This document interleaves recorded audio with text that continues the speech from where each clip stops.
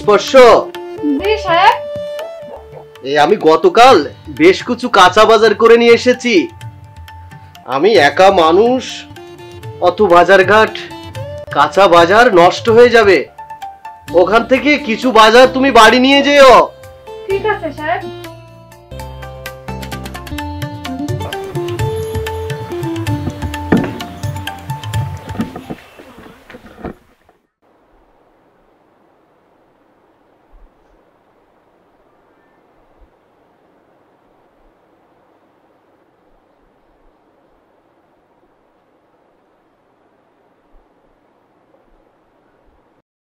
সাহেব, ভিতরে আসবো? ও স্পর্শ, এসো এসো, ভিতরে এসো। সাহেব, আজকে আসতে একটু দেরি হয়ে গেল, বাসায় অনেক কাজ ছিল তো তাই। আচ্ছা ঠিক আছে, সমস্যা নাই। স্পর্শ, আমার বাথরুমে কিছু কাপড় রাখা আছে, তুমি যাওয়ার আগে ওগুলো একটু ধুয়ে দিয়ে যেও। ঠিক আছে সাহেব।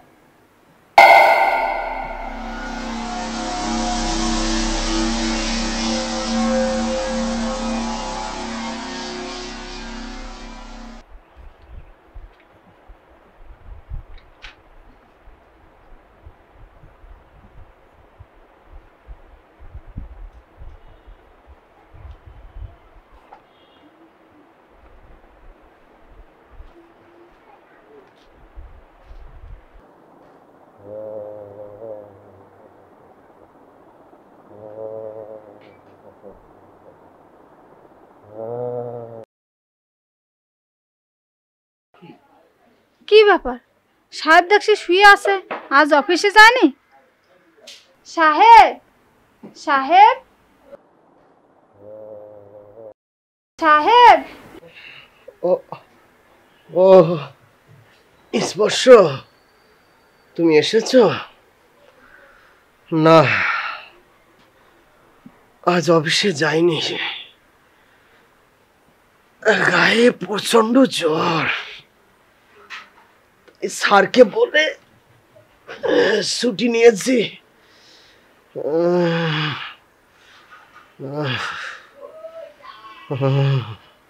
সাহেব, আমি আপনার মাথায় একটু জলপট্টি করে দিই।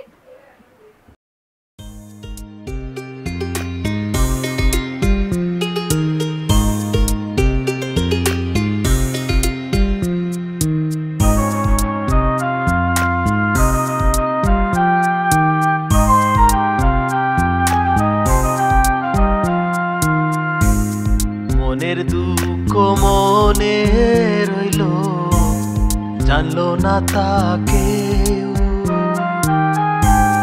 কি সুখে যায় দিন রজনী, দেখে না তাকে।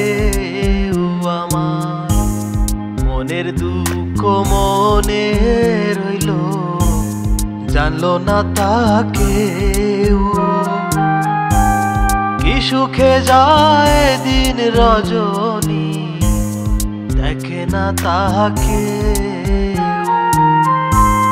নিজের চাইতে যারে বেশি পয়সা ছিলাম ভালো,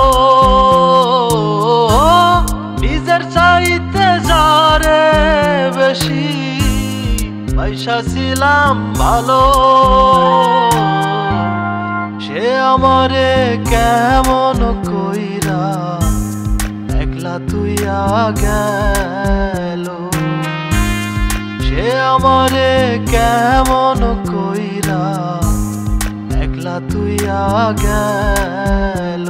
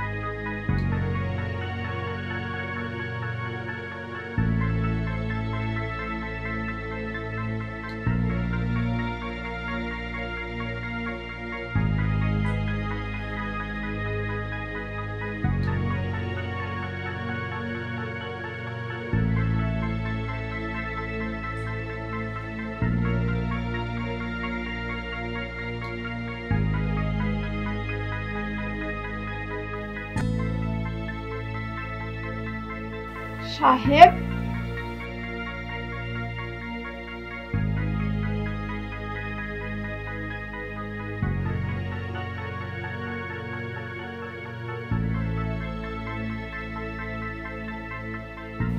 সাহেব এ কি করছেন? না, আজ তোমার কোনো কথা শুনবো না স্পর্শ। আজ তোমার কোনো কথা শুনবো না স্পর্শ। না স্যার, কোনো কথা শুনবো না। এটা ঠিক না স্যার। না স্যার, এটা হয় না স্যার। এটা হয় না। এটা হয় না স্যার।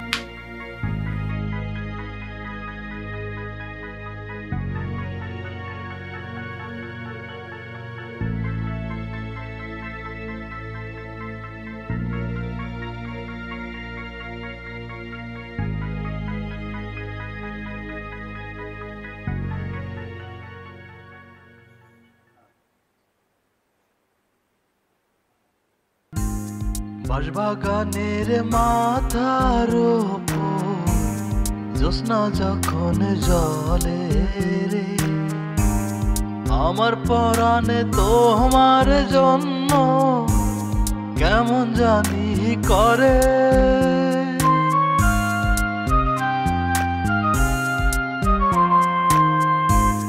বাঁশবাগানের মাথার ওপর জ্যোৎস্না যখন জলে রে, আমার পরাণে তোমার জন্য কেমন জানি করে। নিজের চাইতে যারে বেশি বাইসা ছিলাম The number you are trying to call is currently not reachable. Please try again later. বেশি বাইসা ছিলাম ভালো, সে আমারে কেমন কইরা একলা তুইয়া গেল। The number you are trying to call is currently not reachable. Please try again later. একলা তুইয়া গেল।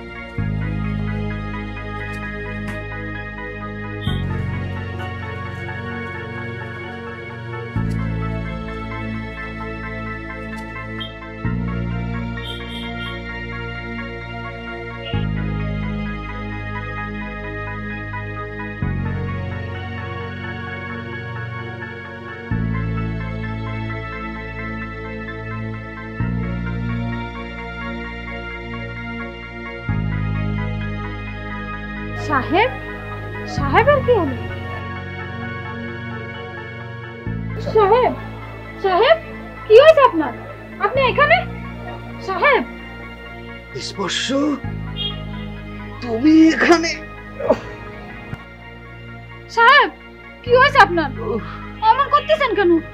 সাহেব, সাহেব প্রচন্ড বুকে ব্যথা করছে। সাহেব চলুন আপনারা ডাক্তারখানায় নিয়ে যাই। চলুন।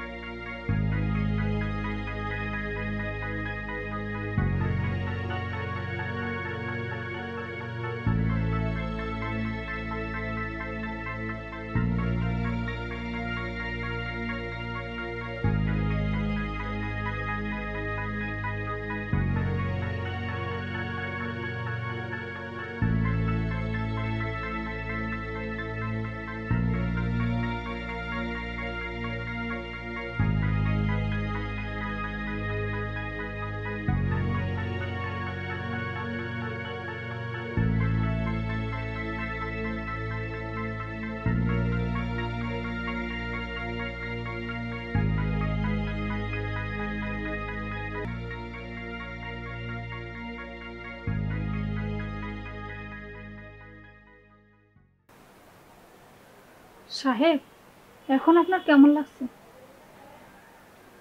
অনেকটা ভালো।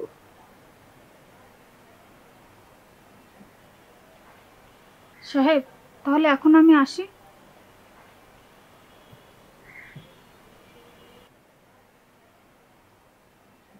সাহেব, ঠিক মতো খাওয়া দাওয়া করেন আর নিজের প্রতি যত্ন নিন। আমি আসি। স্পর্শ, সাহেব, কিছু বলবেন?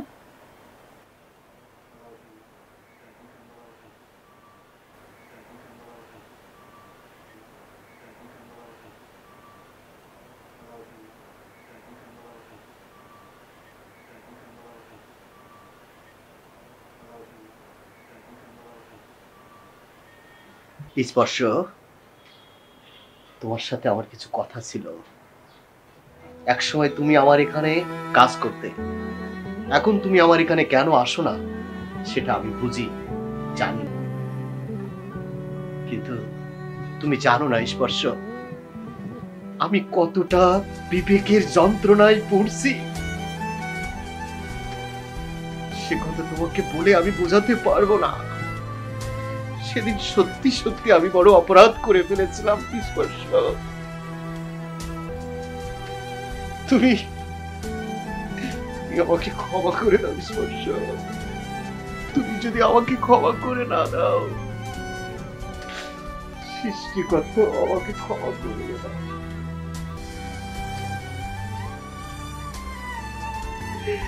আমি নিজের সঙ্গে আর যুদ্ধ করে পারছি না স্পর্শ, পারছি না।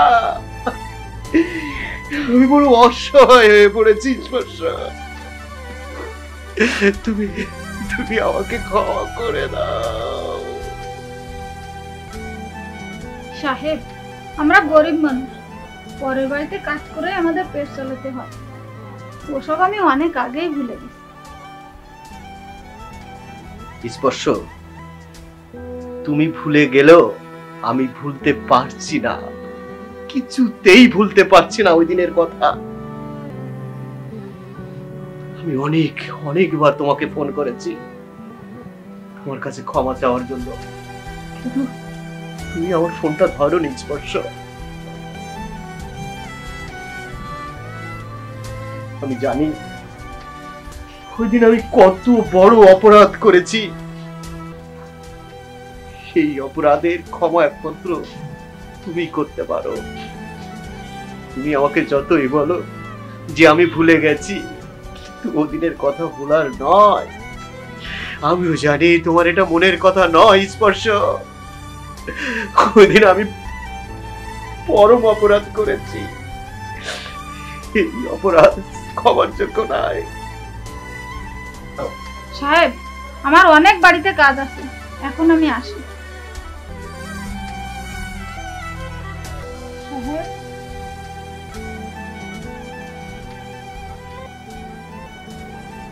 স্পর্শ, আমি তোমাকে বিয়ে করতে চাই। এটা কিভাবে সম্ভব? এটা কোনোভাবেই সম্ভব নয়।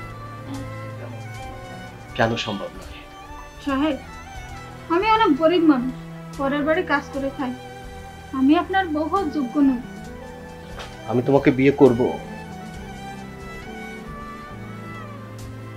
আমি তোমাকে বিয়ে করব এবং আমি তোমাকে আমার পরিপূর্ণ স্ত্রীর রূপেই এই ঘরে রাখবো। আমি তোমার কোনো অমর্যাদা করব না স্পর্শ। আমি তোমাকে খুব খুব ভালো রাখবো।